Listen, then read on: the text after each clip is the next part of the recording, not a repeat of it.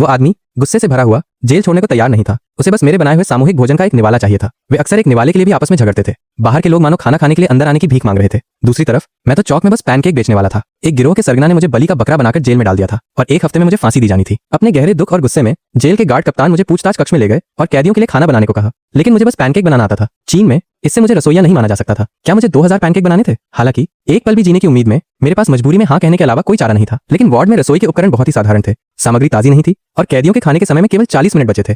अगर आप खाना पकाने के भगवान स्टीफन चाओ को भी 2000 लोगों के लिए खाना बनाने के लिए बुला लें तो भी ये एक चुनौती होगी। लेकिन अगर मैं समय पर खाना तैयार नहीं कर पाता तो न सिर्फ जेलर मुझे नहीं छोड़ता बल्कि मौत की सजा पाए कैदी भी मुझे मार डालते। जब मैं पूरी तरह निराश था तभी अचानक मेरे दिमाग में पकौड़ी का सूप बनाने का ख्याल आया। मैंने उंगलियां चलाईं और सूप बनाना शुरू कर दिया। उसी समय पहले वार्ड के खूंखार अपराधियों के व्यायाम प्रांगण में छोटे बालों वाला पीटर कुर्सी पर आराम से धूप सेंक रहा था।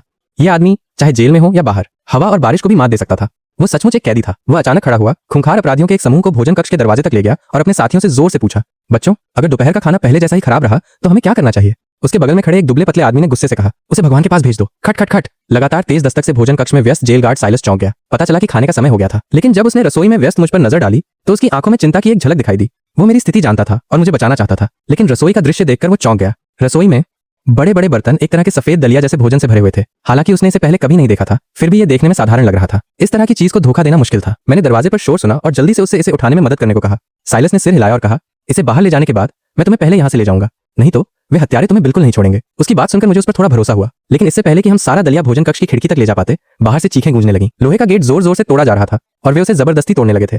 हमने भी अपनी गति काफी बढ़ा दी। पहले हम कैदियों को पीटर खुद खाना खत्म करना चाहता था, इसलिए उसने अपने मातहतों को बाकी लोगों को खाना परोसने का काम सौंपा।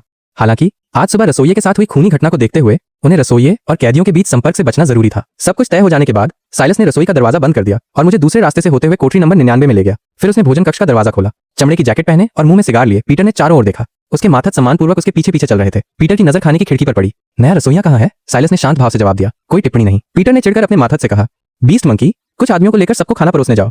लेकिन जैसे ही बीस्ट मंकी आया, उसने कुछ पल की सन्नाटे के बाद पीटर ने हैरानी से कहा, क्या ये सुअरों का चारा है? उसका चेहरा तुरंत ठंडा पड़ गया और वो खाने की खिड़की की ओर बढ़ा। जब उसने अंदर करीने से रखी सफेद सोया सॉस की बाल्टियां देखी तो वो पूरी तरह से दंग रह गया। साइलस को देखते ही उसकी आंखों में जानलेवा इरादा झलक उठा। क्या उन्हें सुअर का चारा खिलाया जा रहा था? अगर पीटर इस अपमान को सह लेता है तो वो फिर कभी बॉस कैसे बन पाएगा? साइलस ने सहज ही एक कदम पीछे हट गया। उसके हाथ में पकड़ी स्टन गन पसीने से भीग रही थी। वो बस एक बहाना बना सका। पीटर, जल्दबाजी मत करो। ये व्यंजन पूरब के एक रहस्यमय उच्च कोटि के शेफ द्वारा विशेष रूप से तैयार किया गया है। ये शेफ एक बार पूरब के काले खान पान की दुनिया में धूम मचा देने वाले इस व्यंजन का नाम सुनकर पीटर एक पल के लिए स्तब्ध रह गया।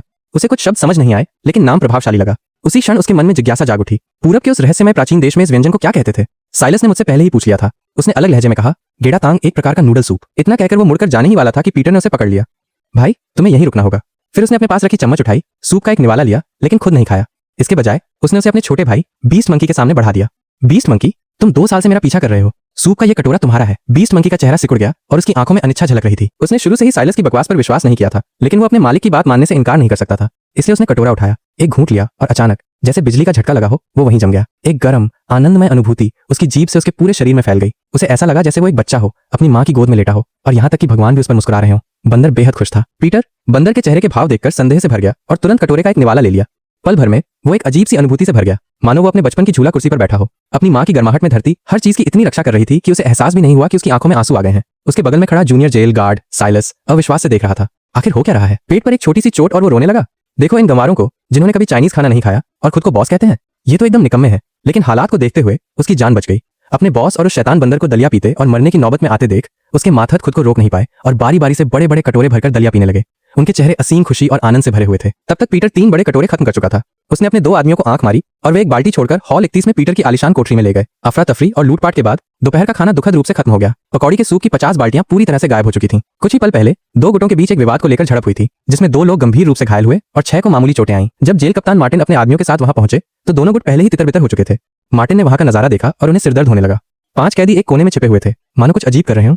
मार्टिन हैरानी भरे भाव से उनके पास गए और उन्हें देखकर अपने होंठ सिकोड़ने से खुद को रोक नहीं पाए। ये 5 गंभीर अपराधी सचमुच संतुष्टि से अपनी प्लेटें चाट रहे थे। ये तो सरासर शर्मनाक था। उन्होंने सभी को भोजन कक्ष से बाहर निकाल दिया और वार्डन को फोन करके इस छोटी मोटी झड़प की संक्षिप्त जानकारी दी। वार्डन थोड़ा हैरान तो हुआ, लेकिन उसने इस पर ज्यादा ध्यान नहीं दिया। उसने बस मार्टिन से कहा कि वो उस रात खाना बनाने के लिए किसी अच्छे रसोइये का इंतजाम करे, न कि उस खूंखार पैनकेक बेचने वाले को दोबारा खाना बनाने दे। शुक्र तो यही था कि इस बार कुछ गंभीर नहीं हुआ। मार्टिन ने कुछ नहीं कहा, लेकिन मन ही मन कोसने लगे। खाना बनाने के लिए उनके अलावा और कौन मिल सकता था। मैंने इतना स्वादिष्ट पकौड़ी का सूप इसलिए बनाया क्योंकि खाना बनाने से पहले मैंने बिग पॉट कुकिंग सिस्टम को चालू कर दिया था। दोपहर की नींद से जागने पर मुझे 2000 से ज्यादा संतुष्टि अंक मिल चुके थे। 3000 अंक जमा होते ही मैं कांस्य लॉटरी में भाग ले सकता था। लेक्चरर के पास वो मृत्युदंड स्थगन कार्ड था जिसकी मुझे जरूरत थी। अगर मुझे जिंदा रहना था तो मुझे जल्दी से और संतुष्टि अंक जमा करने थे। तभी बाहर गलियारे में कदमों की आहट सुनाई दी। साइलस कोठरी के बाहर आ गया। पता चला कि वही था जिसने मुझसे खाना बनाने को कहा था। मैंने तुरंत खाना बनाने के लिए हाँ कर दी, लेकिन अप्रत्याशित रूप से उन्होंने मुझे एक सहायक दे दी। एक आकर्षक, खूबसूरत महिला जिसे चीनी रेस्टोरेंट में काम करने का अनुभव था। ऐसा लग रहा था कि खाना बनाने के कौशल से उसे जेल में कुछ विशेषाधिकार मिल सकते हैं। हालांकि जब सोफिया ने मेरी नजर देखी तो उसकी आंखें एकदम ठंडी हो गईं। उसने साइलस को चेतावनी देते हुए उसकी तरफ एक दोस्ताना नजर भी नहीं डाली। साइलस ने बोलना समाप्त किया और हमें जल्दी से खाना बनाने को कहा। फिर बाहर जाकर इंतजार करने लगा। मैं कुछ बोलने ही वाला था कि सोफिया ने मुझे बीच में रोकते हुए कहा, तुम्हारे जैसे लोगों को टुकड़े टुकड़े कर देना चाहिए। मैं तुम्हारे लिए कुछ नहीं करूंगी। सोफिया ने दांत पीसते हुए दीवार से टेक लगा ली और आंखें बंद करके चुप हो गई। मैंने उसकी बात अनसुनी कर दी और अपना ध्यान उस दिन इस्तेमाल होने वाली सामग्री पर केंद्रित कर दिया। कोल्ड स्टोरेज रूम की जांच करने के बाद वो आह भरे बिना नहीं रह सका। वहां लगभग कुछ भी कीमती नहीं था। मांस और सब्जियां बहुत कम थीं। वो केवल एक साधारण साक्षात्कार ही कर सकता था। इसी बीच जिले की सेल नंबर 1 में लीडे घबराकर डॉक्टर को देख रहा था। क्या आपके भाई के जागने की कोई संभावना है? आपके भाई की हालत में उसके जागने की संभावना 10,000 में 1 से भी कम है। मेरा सुझाव है कि उसे इस अचेतन अवस्था में रहने देने के बजाय उसके लिए शांतिपूर्वक इस दुनिया को छोड़ देना बेहतर होगा। पीटर का सिर चकरा गया और उसका शरीर डगमगाने लगा। पल भर में वह कई साल बूढ़ा हो गया प्रतीत हुआ। उसने रॉबिन्स के लिए कोई मुश्किल खड़ी नहीं की, बस कमजोर आवाज में कहा, सॉन्ग के। पीटर अपने भाई किरा का हाथ पकड़े बिस्तर के पास बैठा था। उसकी आंखों में दुख भरा था। क्योंकि मैंने तुम्हारा ठीक से ख्याल नहीं रखा। अगर कोई तुम्हें जगा दे, मैं अपनी सारी दौलत और ताकत छोड़ दूंगा। दृश्य मेरी तरफ मुड़ता है। मेरे सादे नूडल्स लगभग खत्म हो चुके हैं। मैं पहले अपने लिए एक कटोरी बना लेता हूँ। स्वादिष्ट खुशबू पूरे घर में फैल जाती है। सोफिया को नूडल्स की खुशबू आती है और वो थोड़ी हैरान हो जाती है। उसके मुंह में पानी आ जाता है। सोफिया का चेहरा देखकर मैं सीधे सीधे कहता हूँ, तुम्हें चाहिए? बिल्कुल नहीं। फिर मैं खुशी से एक बड़ा निवाला निगल लेता हूँ। सोफिया का चेहरा गंभीर हो जाता है और मैं तुरंत गुस्से से भर जाता हूँ। वो दांत पीसते हुए कहती है, मुझे तुम्हारे जैसे सामाजिक कचरे से सबसे ज्यादा नफरत है। मैं सोफिया तुम्हारा खाना खाने से बेहतर मरना पसंद करूंगी। 10 मिनट बाद साइलस और सोफिया रसोई में हैं, कटोरियां लिए हुए और लगातार कांटों से खा रहे हैं। साइलस ने नूडल्स अपने मुंह में डाले। उसका चेहरा खुशी और आनंद से चमक रहा था। आखिरकार उसे समझ आ गया कि दोपहर के खाने के लिए कैदियों के बीच लड़ाई क्यों हुई थी। खाना इतना स्वादिष्ट था। उसके दिल में मेरे लिए सम्मान की भावना जाग उठी। खाने के समय से पहले ही रेस्टोरेंट के बाहर लंबी कतार लग चुकी थी और लोहे के गेट पर जोर जोर से दस्तक दी जा रही थी। मुझे आराम से बैठा देखकर साइलस ने अपने एक साथी को सोफिया को वापस ले जाने के लिए कहा। जब वे चले गए तो सोफिया हिचकिचाई, शायद अपने आसपास के लोगों की वजह से। फिर साइलस कैदियों को रेस्टोरेंट के अंदर ले गया। आज रात पीटर नहीं बल्कि शोहो अंदर आया। दोपहर की तरह ही बीस्ट मंकी कुछ गुंडों को खिड़की से अंदर ले आया और बाल्टी में तैरते नूडल्स के कटोरे को गिरा दिया। शी चौंक गया। फिर उसने भौहें चढ़ाकर शिकायत की, नूडल्स क्यों? मुझे नूडल्स से सबसे ज्यादा नफरत है। मेरे बॉस को तो और भी ज्यादा नफरत है, लेकिन उन्होंने मेरे लिए कोई मुश्किल खड़ी नहीं की क्योंकि दोपहर के खाने में मैंने जो बनाया था वो अच्छा था। मैंने हल्की सी मुस्कान के साथ कहा, ये नूडल्स ऐसे नहीं हैं जिन्हें सीधे शोरबे से खाया जा सके। इन्हें गर्म शोरबे के साथ परोसा जाना चाहिए जिसे मैंने खुद तैयार किया है। इतना कहते ही मैंने हाथ बढ़ाकर अपने बगल में रखे बड़े इंसुलेटेड कंटेनर का ढक्कन उठाया। पल भर में कंटेनर से एक स्वादिष्ट खुशबू और भाप निकली और तेजी से पूरे रेस्टोरेंट में फैल गई। खुशबू की चपेट में आते ही सबके मुंह में पानी आ गया। भाई बीस्ट मंकी, जल्दी करो और खाना परोसना शुरू करो। भाइयों का पेट भर नहीं रहा। बीस्ट मंकी को कोई जल्दी नहीं थी। वो 2 कदम आगे बढ़ा, इंसुलेटेड कंटेनर में देखा और खुशबू से कुछ पल का ध्यान भटकने के बाद झटपट खाना परोस दिया। बड़े भाई ने 5 हिस्से पैक किए और कैदियों को परोसना शुरू कर दिया। इसी बीच सेल नंबर 1 में पीटर अपने भाई की हालत देखकर गुस्से से उबल रहा था। उसी समय ब्रॉन अपने 2 गुंडों के साथ एक थर्म्स लेकर लड़खड़ाते हुए अंदर आया। उन्हें डर था कि देरी से खाने का स्वाद बिगड़ जाएगा, इसलिए वे अंदर आने से पहले अनुमति लेने का नियम भूल गए थे।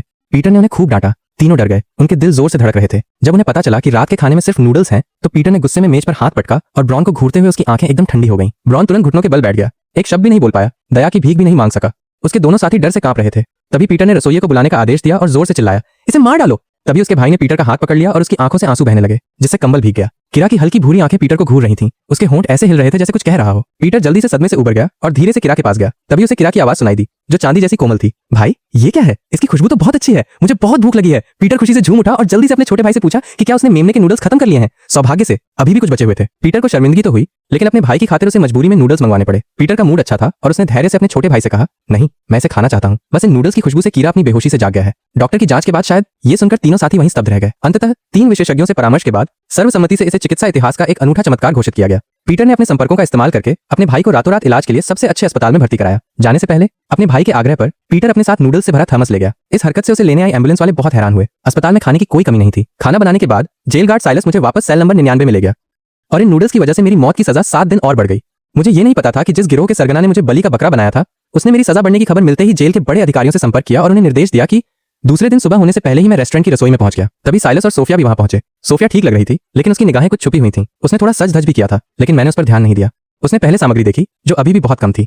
एक गहरी सांस लेने के बाद उसने आखिरकार स्टीम्ड बंस बनाने का फैसला किया। दोनों के साथ मिलकर काम करने से स्टीम्ड बंस लगभग तैयार हो गए थे। सोफिया स्टीमर में बन रहे स्टीम्ड बंस को हैरानी भरी निगाहों से देख रही थी। ये ना तो ब्रेड जैसा दिख रहा था और न ही पिज्जा जैसा। क्या इसे खाया जा सकता है? लेकिन पिछली रात खाए सादे नूडल्स याद आने पर उसने इस बारे में सोचना बंद कर दिया। इस समय काफी सारे कैदी रेस्टोरेंट के दरवाजे पर दस्तक दे रहे थे, जिससे साइलस बहुत चिंतित हो गया। आमतौर पर खाना सुबह 7 बजे परोसा जाता था, अभी तो सिर्फ 6:30 बजे थे। क्या ये कैदी पागल हो गए थे? वो भोजन कक्ष के अंदर से दरवाजे की ओर बढ़ा और चिल्लाहट सुनी। वो और भी हैरान रह गया। दरवाजा खोलो, हमें खाना है। हे भगवान, कृपया हमें खाना परोसो, हम और बर्दाश्त नहीं कर सकते, हमें यातना देना बंद करो। साइलस का चेहरा सिकुड़ गया। ये खाना नहीं था। नशा मुक्ति की दवाइयां भी इतनी दर्दनाक नहीं होती। मैंने तैयारी तेज कर दी। जल्द ही केवल सॉस को भूनने का अंतिम चरण बचा था। यह काम मशीन से नहीं हो सकता था, इसे हाथ से ही करना था। मैंने लापरवाही से 30 पाउंड के विशाल लोहे के कड़ाहे को उछाला और पलटा। जब सोफिया और साइलस ने यह देखा तो वे वहीं चौंक गए। इस तरह 30 पाउंड के लोहे के कड़ाहे को इतनी सटीकता से संभालने के लिए कम से कम 10 या 8 साल के अभ्यास की आवश्यकता होती है, लेकिन मैं तो केवल 20 साल का था। क्या ये युवक, क्या उसे 10 साल की उम्र से ही कड़ाहे पलटने का अभ्यास शुरू कर दिया था? अविश्वसनीय। आखिरकार 10 मिनट बाद उबले हुए बन और जनरल दोनों तैयार थे। रेस्टोरेंट के बाहर कैदी पागल हो गए और लोहे के गेट पर जोर जोर से पीटने लगे। उनका सरदार, वो खूंखार बंदर, चिल्ला रहा था कि अगर गेट नहीं खोला गया तो वो उसे तोड़ देगा। मैंने जल्दी से सोफिया और साइलस को मदद के लिए बुलाया। हम तीनों ने स्टीमर से उबले हुए बंस निकाले और सोयाबीन पेस्ट से भरी बाल्टियों को डिब्बों में बांट लिया। सब कुछ तैयार होने के बाद साइलस ने रेस्टोरेंट का दरवाजा खोला। खूंखार बंदर और उसके साथी अंदर घुस आए। उनकी आंखें लाल थीं और वे ऐसे चिल्ला रहे थे जैसे उन्होंने कोई नशा किया हो। यहाँ तक कि मैंने, जिसने ये सब शुरू किया था, इस दृश्य की उम्मीद नहीं की थी। खूंखार बंदर हमेशा की तरह खाने की खिड़की पर गया और उसने सफेद आटा देखा। उबले हुए बंस देखकर वो खूंखार बंदर अवाक रह गया। ये क्या बकवास है? मैं पूरी रात भूखा रहा और तुम मुझे ये परोस रहे हो? साइलस नाराज लग रहा था। तुम सबने पहले भी श्रीयुन का खाना खाया है ना? उसने कहा। अपने खाने के लिए लाइन में लग जाओ। उस विशालकाय बंदर ने सिर हिलाया और सबको कतार में लगने का इशारा किया। उसने हर व्यक्ति की थाली में 2 बड़े उबले हुए बन रखे, साथ में 1 चम्मच चटनी और चावल भी। खाना देखकर सब अवाक रह गए। ये तो बहुत कम है। सबसे पहले खाना पाने वाला था ब्रदर चिकन, जो ब्रॉम का चेला था। ब्रॉम के संरक्षण में वो हमेशा इलाके में घमंडी और दबंग रहता था। अपनी थाली में उबले हुए बन और चटनी की कम मात्रा देखकर वो थोड़ा गुस्सा हो गया। वो मेज पर बैठ गया और तेज आवाज में चिल्लाया, मैं पूरी रात से इसका इंतजार कर रहा था और मुझे ये मिला। अगर ये अच्छा नहीं है तो उसे गुस्सा होने का दोष मत दो, उसने कहा और उबले हुए बन का एक टुकड़ा तोड़कर चटनी में डुबोकर मुंह में डाल लिया। तुरंत ही चिकन ब्रदर की पुतलियां तेजी से सिकुड़ गईं। अनोखा स्वाद उसके मुंह में फूट पड़ा। हे भगवान, क्या इंसान इस तरह का स्वादिष्ट खाना खा सकते हैं? वो खुशी से चिल्लाया और ऐसे झटपट खाने लगा जैसे अभी अभी किसी शरणार्थी शिविर से आया हो। बाकी कैदी, जिन्हें अभी अभी खाना मिला था, उन्होंने भी चावल और उबले हुए बंस को चटनी के साथ खाया। जैसे ही चटनी उनके मुंह में गई, उसका तीव्र स्वाद बाढ़ की तरह फूट पड़ा और उनकी स्वाद कलियों में समा गया। इस स्वाद के धमाके ने उन्हें खुशी और आनंद से भर दिया। पूरे रेस्टोरेंट में तारीफों की गूंज सुनाई दी। मेरे माता पिता ने पहले कभी इतना स्वादिष्ट खाना नहीं खाया। क्या ये ड्रैगन किंगडम के किसी माहिर शेफ का कमाल है? पहले के उन आधे अधूरे खाने वालों से कहीं बेहतर। अब तो बस खाने के बारे में ही सोचता रहता हूँ। अब तो जेल से बाहर निकलना ही नहीं चाहता। यहाँ तक कि यीशु भी मुझे नहीं निकाल सकते। बाहर निकल गया तो क्या करूंगा? क्या मुझे ऐसा स्वादिष्ट खाना खाने को मिलेगा? बाहर निकलने से बेहतर तो मैं मर जाऊंगा। ये शब्द सुनकर सोफिया के चेहरे के 3 भाव बिखर गए। उसकी खूबसूरत आंखें मेरी तरफ देख रही थीं, मानो वो पूरी तरह सोच में डूबी हुई हो। 1-2 स्टेशन के जनरल का कैदियों को मदहोश करने का तरीका वाकई अद्भुत था। ये कल के साधारण नूडल्स से भी कहीं ज्यादा जादुई था। साइलस को इस स्वादिष्ट खाने का स्वाद तुरंत चखने की बहुत इच्छा थी, लेकिन उसकी पहचान खास थी और कैदियों के सामने ऐसा करना ठीक नहीं था। वो बस चुपके से अपनी लार निकल सकता था। ब्लूम ने पिछली रात की तरह ही एक थम्स भरा और फिर अपने 2 साथियों के साथ उत्साह से रेस्टोरेंट से निकल गया। हालांकि पीटर आज सुबह खाने नहीं आया था और उसने किसी से खाना लाने को भी नहीं कहा था, फिर भी वो बॉस के सामने अपनी शान दिखाने का ये मौका कैसे छोड़ सकता था? नाश्ता आधे घंटे तक चला। लोग उबले हुए बन से प्लेटों से सोयाबीन का पेस्ट तब तक खुरचते थे जब तक कि प्लेटें एकदम साफ न हो जाएं। एक बूंद भी बर्बाद नहीं होती थी। जब से मैंने रसोई में चम्मच ढूंढना शुरू किया है, बर्तनों की सफाई का काम बहुत आसान हो गया है। हर दिन सभी लोग पूरी ईमानदारी से अपना खाना खत्म करते हैं, कुछ भी नहीं छोड़ते। खाने के बाद लोग 2-3 के समूह में निकल जाते हैं और रेस्टोरेंट में सिर्फ चिकन ब्रो रह जाता है। उस दिन उसका दिन बहुत अच्छा बीता था, इसलिए उसने अपने बाल संवारे, जिससे पता चलता था कि उसके पैर में चोट लगी है, और अपनी ट्रे लेकर खाने की खिड़की पर गया। इस बार खिड़की पर खाना परोसने वाली सोफिया थी, एक खूबसूरत महिला।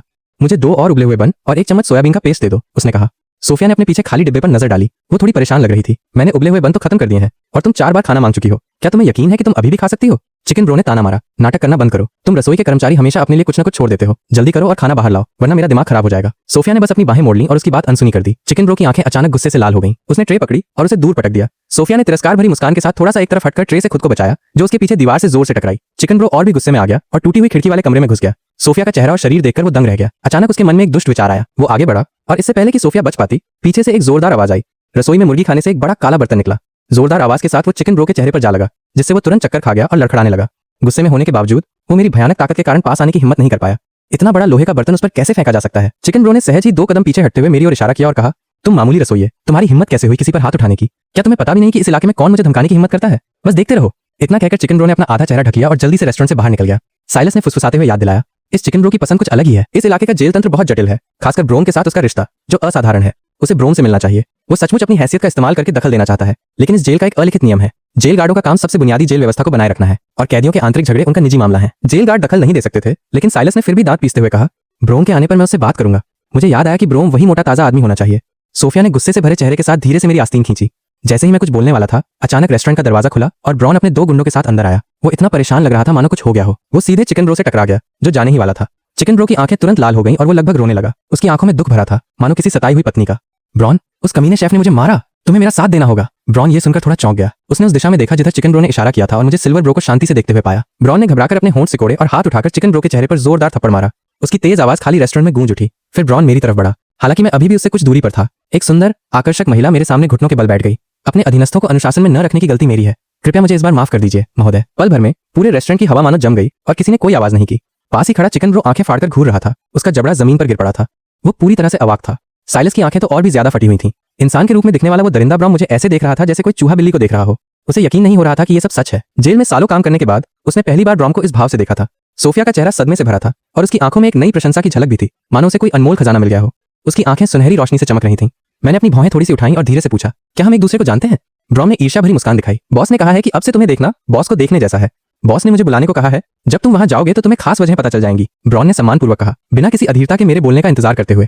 मैंने एक पल सोचा और फिर ब्रॉन को आगे चलने दिया। सेल 1 की ओर जाते हुए सोफिया को साइलस वापस जिला 1 की जेल ले जा रहा था। जैसे ही वे गलियारे से बाहर निकलने वाले थे, उन्होंने कैदियों को बहस करते सुना। सोफिया अचानक रुक गई और साइलस से पूछा कि क्या हो रहा है। साइलस ने भौहें चढ़ाई और सोफिया को आवाज की दिशा में थोड़ा और करीब ले गया। तभी उन्होंने एक कैदी को चिल्लाते हुए सुना, मैं जेल नहीं छोड़ूंगा। मैं भले ही अक्सर आता जाता रहता हूं, लेकिन मैं बाहर जाने से इनकार करता हूं। बाहर आसानी से पैसा नहीं मिलता, केवल एक मूर्ख ही बाहर आएगा। अगर हिम्मत है तो मुझे मार डालो। ये गाली सुनकर सोफिया और साइलस ने एक दूसरे को देखा। दोनों अवाक रह गए। उसी क्षण जेल में ब्लॉक बी में अविला, जो कि जेल का सरगना था, एक अधेड़ उम्र के आदमी से पूछताछ कर रहा था। डर से कांपते हुए उस आदमी ने कबूल किया, बॉस मुझे ब्लॉक से संबंध रखने की जरूरत नहीं है, बस यहाँ का खाना बहुत स्वादिष्ट है। ये सुनकर अविला अवाक रह गया। अधेड़ उम्र के उस आदमी ने गंभीरता से कहा, मालिक मैं जो कह रहा हूँ वो सच है। कल दोपहर जेल के गार्डों ने मुझे काम पर बुलाया और पिछली रात मुझे ब्लॉक 1 के रेस्टोरेंट में खाना खाने के लिए भेजा गया।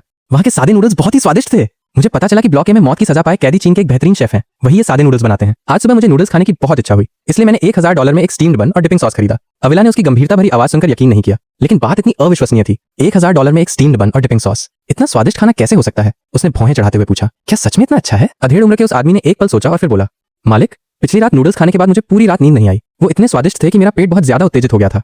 अविला ने अपनी आंखें सिकोड़ी, कुछ पल सोचा और अपने बगल में बैठे व्यक्ति से कहा, मिलर आज तुम जिस खाने में गए थे उसका कुछ हिस्सा मेरे लिए भी ला दो। मैं देखना चाहती हूँ कि एक रसोइया वास्तव में कितना कुशल होता है। क्या ये सिर्फ एक खाना है?